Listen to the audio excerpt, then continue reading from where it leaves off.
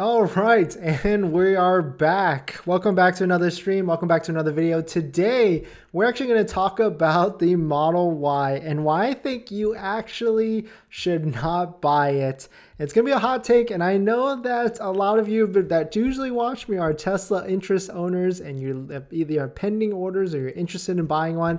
But I'm going to talk about some of the Model Y competitors today and why I don't think you should actually buy a Model Y, and why some of these might make more sense. I actually have two that are pretty compelling, one probably compelling than the other one, but that's what today's video we're going to get into. We're going to talk about why you should not buy a Tesla Model Y, and you should buy one of these vehicles instead. So welcome back to the stream. Welcome back to another video. My name is Dennis. If you're new here, I've had 3 Teslas so far, and I love talking about Tesla hacking, as I like to call it, but basically Tesla buying and selling or financing at a pretty good rate. So if you're interested in that, please definitely hit that subscribe. And today's video is actually sponsored by my Calendly link. If you're interested in a one-on-one call with someone where you just have questions on buying a Tesla or selling a Tesla and you want to schedule one, you can actually schedule a call with me. Down below in the description, it's a 15-minute call, and after you schedule the call, you actually get a link to my buying guide, which actually has resources to all the links that I use on how to get the best deal or even to sell your Tesla at the best rate as possible. But welcome back to the stream. Welcome back to another video, and let's get into the video on why you should not buy a Tesla.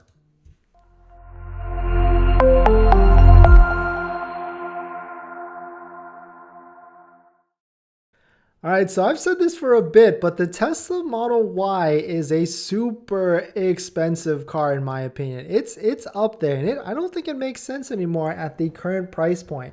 So right now, a Tesla Model Y long range is $66,000 at a base price point. So that's no options at all, and that's no tax or nothing. So most people that are buying a Model Y that do not have a order in the queue at a older price point, like people that are just buying it off the lot, like waiting for Tesla.com or any of these other sites, they're paying close to almost $80,000 out the door with tax. And if it's a Model Y Performance, that's definitely over $80,000, which is just absolutely insane. You must be driving a ton of miles each month to be using that much gas for it to make any sort of sense. But the Tesla Model Y is definitely an expensive car. So we're just going to get right into it. So I'll actually go through some comments or some questions at the end of this or through the middle, but we're just going to get right into this because the Tesla Model Y is expensive at $66,000. And the number one competitor, I think right now, and I'll give you a few reasons why, is the Mercedes EQB SUV.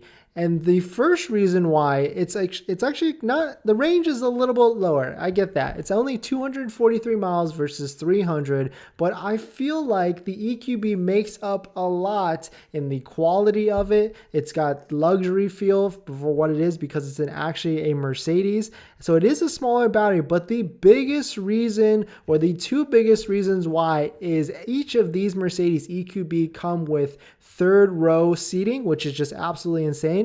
And they all come with 3 years of free electric vehicle charging through Electrify America. Now, yes, Electrify America's network isn't as good as Tesla's supercharging network. That's a fact. Like, it's glitchy from all the feedback I hear from people that have to plug into the Electrify America network, and there just is not as many chargers as there are Tesla superchargers. But for the same price or even cheaper than a Tesla Model Y, and granted, this is a base MSRP price right here of $55,000, but that's $10,000 less at a dollar for dollar base MSRP price than a Model Y long range.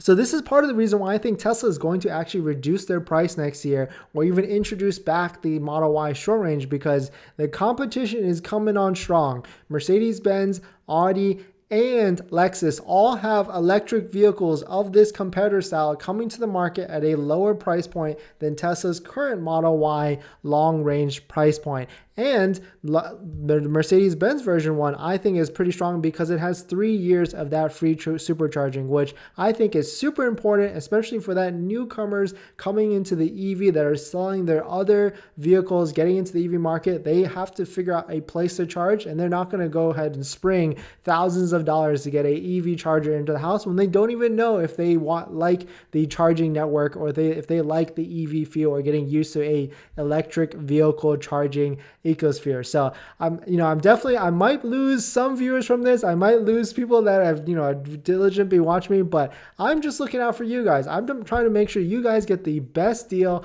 on a vehicle. It doesn't have to be a Tesla.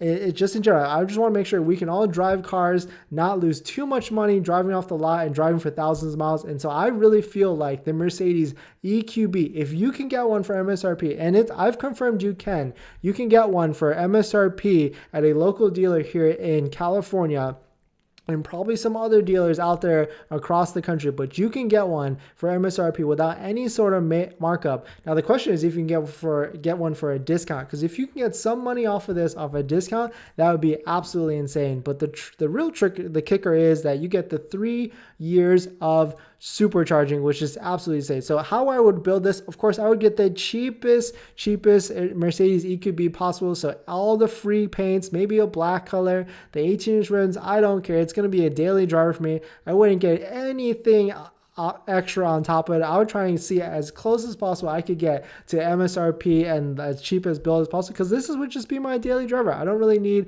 anything further than that. But take a look at this interior, guys. Of course, it's not a huge iPad like the Tesla Model Y has or anything like that, but I mean, it's not bad either. I mean, it's Mercedes. You can't go wrong. It's probably a cheaper feel than their other Mercedes SUVs out there, but I mean, it can't be bad as a Tesla Model Y or Model 3 interior, because that's a really, really basic interior, as basic as it gets. Of course, the technology might not be as good as the Tesla, and of course, it might also not have autopilot. I mean, let's see. Does this actually come with some sort of like autopilot or lane? So yeah, you have to pay $1,300 for any sort of driver assistance, but that you're still, even if you paid this $1,300 package for this EQB, you're still $9,000 less than the Model Y long range. So, I mean, you're not going to save $9,000 in gas or electricity or anything like that. I mean, maybe the resale value is more there on a Model Y, but it's definitely not there on a $66,000 Model Y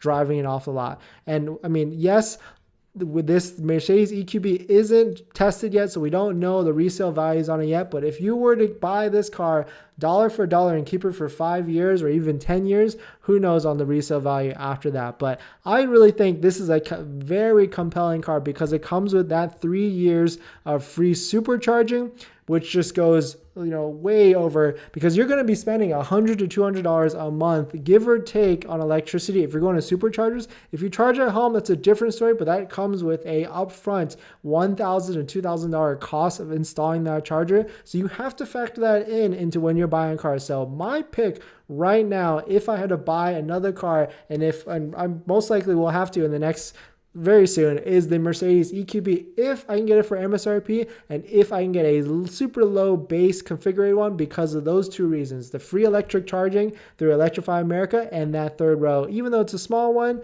definitely a super interesting, solid pick. The other option, which I took a hard look at, it's kind of been waning and haven't looked at it as much anymore, is the Hyundai Ioniq 5. We've highlighted this car a couple times in previous videos. This vehicle is super compelling. It's maybe not as luxurious either, but it's probably still more luxurious than a Model Y. But at a starting MSRP of $39,000, that's kind of a really low number. I haven't seen any of those in that $39,000 range. Most of them are in the $50,000 to $55,000 range, but still a very compelling car. It doesn't actually look too bad. It's definitely grown on me, kind of like that RoboCop retro feel, but 300-mile range. This is, pound for pound with that Tesla Model Y, and it's still, even if you got the limited one, even if you paid markup $55,000 plus $60,000, you're still saving $6,000 over the Model Y long range,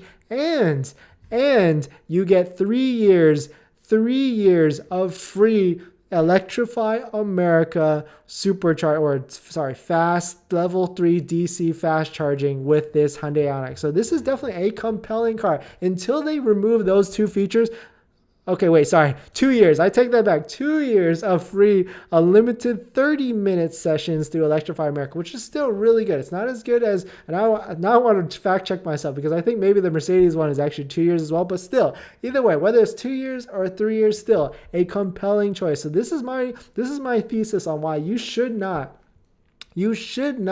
buy a Tesla Model Y long range at the current price of $66,000. If you have a previous order at a lower price, that's a completely different story than these. Then maybe the Model Y is definitely a better buy. But this is my thesis on why you should not buy a Tesla Model Y right now if you don't have a pending order, and why a Hyundai Ioniq 5, and more importantly, or better yet, the Mercedes EQB 300 SUV is probably a better purchase for you. So hopefully, guys, hopefully you don't unsubscribe from me.